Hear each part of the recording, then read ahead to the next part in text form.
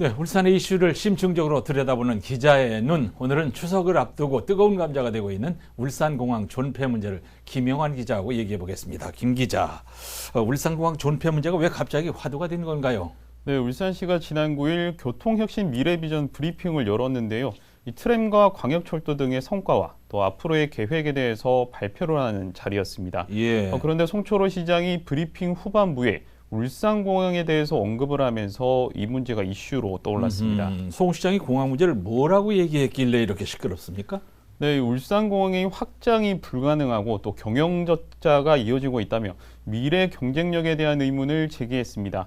그러면서 광역교통망이 가시화되고 시민들의 공감대가 형성된다면 울산공항의 미래에 대한 논의를 해야 할 시점이 될 것이라고 밝혔습니다. 네, 공감대가 형성된다면 이렇게 조건을 달고 공항을 문 닫거나 옮기자거나 확정적으로 말한 게 아니고 한번 논의를 해보자, 그런 얘기를 했단 말이죠. 네, 송 시장은 존치와 폐항, 이전 등 모든 가능성을 열어두고 공론화가 필요하다고 밝혔습니다. 근데 사실 공론화해보자 이 말이 사실 좀 애매하긴 합니다. 울산시가 이 문제를 내부적으로 긴밀하게 검토를 했나요? 네, 울산시는 울산공항 존폐 여부에 대해서 세부적인 논의는 하지 않았고 기본적인 검토만 했다는 입장입니다. 검토는 작년 12월부터 진행이 된 것으로 알려졌습니다. 네, 기본적인 검토만 한 것을 시장이 얘기를 하니까 지역이 이렇게 시끄러운데 공항을 폐지한다는 입장도 있긴 있어요. 네, 울산공항 폐지 여론의 가장 큰 핵심은 공항의 입지입니다. 네. 1970년 개항 당시에는 도시 외곽이었지만 지금은 도심 내에 자리를 잡고 있는 형국입니다. 그렇죠. 또 항공기의 안전을 위해 고도 제한이라는 것이 있는데요.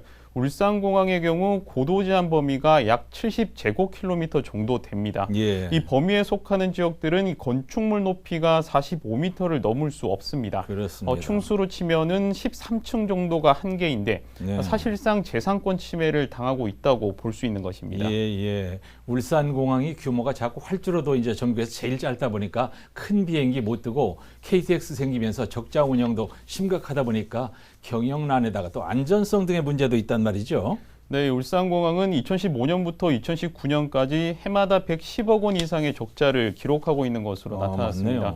네. 여기에 시민열세도 계속 투입이 되고 있는데요. 울산시는 해마다 10억 원이 넘는 재정지원금을 공항에 지원을 하고 있습니다. 예. 이와 함께 공항의 활주로가 상당히 짧고 또 화약고나 다름없는 석유화학공단 상공을 통과하는 등 예. 안전성의 문제도 제기가 되고 있는 실정입니다. 그렇습니다. 이제 울산공항 계속 존치해야 된다는 입장은 뻔한데 대체로 어떤 주장인가요?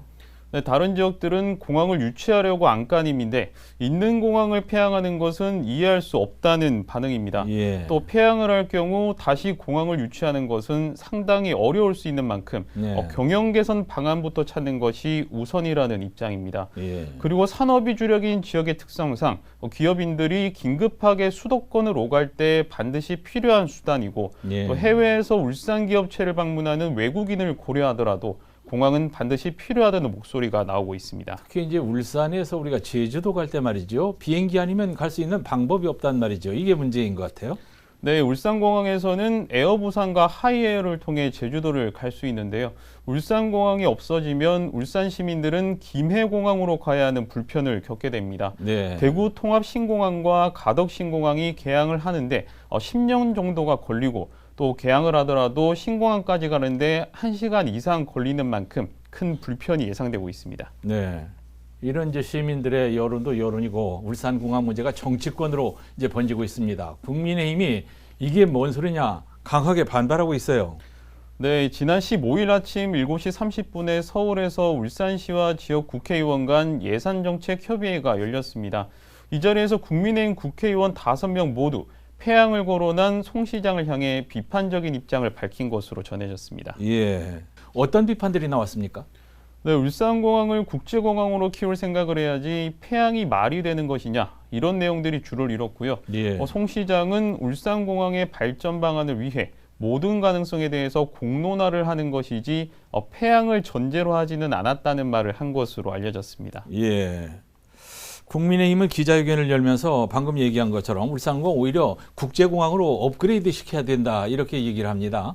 네, 이 박성민 시당위원장은 예산정책협의회 도중에 울산으로 내려와서 긴급 기자회견을 열었습니다. 예. 공항을 폐쇄하고 세계로 나간다는 것은 눈을 가리고 전장에 나간다는 말이라고 비판을 했습니다. 네. 다른 지역은 공항을 확장하거나 신공항을 유치하려고 사활을 걸고 있는데 울산은 폐항을 거론하는 것 자체를 이해할 수 없다고도 말했습니다. 네. 그러면서 폐항은 절대 불가하고 오히려 확장이나 또 이전을 통해 국제공항 수준으로 격상시켜야 한다고 강조했습니다.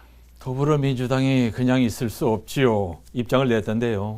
네, 민주당은 울산공항을 정쟁의 도구로 삼지 말 것을 촉구했습니다. 공항의 미래를 선거를 의식한 정쟁의 도구로 삼아서 또 지역 간 갈등을 부추기고 예. 소모적인 정치 논쟁으로 끌고 간다면 그 상처와 피해는 고스란히 시민들이 받게 된다며 우려의 목소리를 냈습니다. 네, 이제 송철호 시장이 울산공항 문제 파장이 커지자 긴급 브리핑을 열고 입장을 밝혔는데 그런 얘기가 아니라고 이제 해명을 하더라고요. 네, 송 시장은 기자회견을 열고 폐항을 전제로 한 공론화가 아니라는 점을 거듭 강조했습니다. 네. 그러면서 폐항을 전제로 지역에서 벌어지고 있는 찬반 양론에 대해서도 상당한 우려의 입장을 표명했습니다. 그런데요. 송 시장이 이렇게 해명을 하면서도 한 자락을 깔았는데 울산시가 용역을 추진하겠다 이랬는데 이건 무슨 얘기입니까? 네, 부산 수영비행장이 1996년에 폐항한 이후에 이 센텀시티로 변화한 사례를 예로 들었는데요. 현 공항 유지와 확장 보강, 또 이전 지역 모색과 폐항 등 이번 용역의 모든 방안을 담겠다고 말했습니다. 예. 용역과 함께 시민이 참여하는 공론화도 병행하겠다고 밝혔습니다.